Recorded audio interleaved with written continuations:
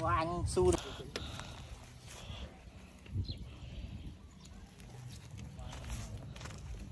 vậy về lại anh nó này mà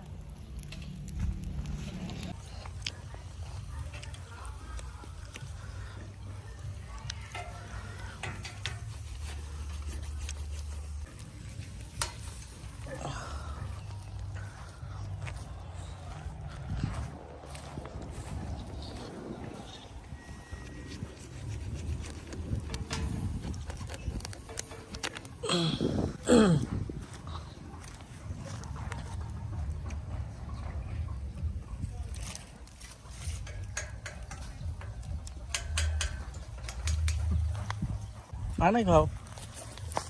Cho em khói cho nó làm đại gia khói chứ. Ê, nó đánh bật đi lấy.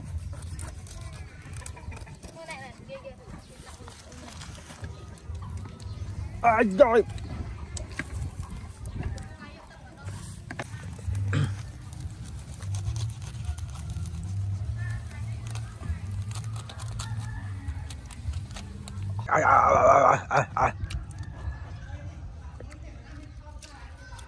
Xịt sải nha, xịt sải nha.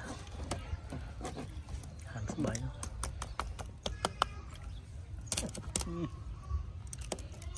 Chào chúc cái đầu cạch rồi nó thừa cái chèn cho nó bỏ.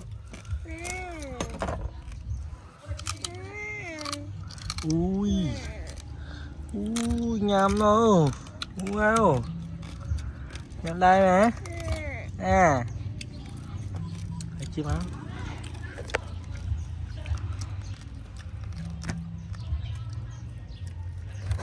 Không sai đồng kề mà.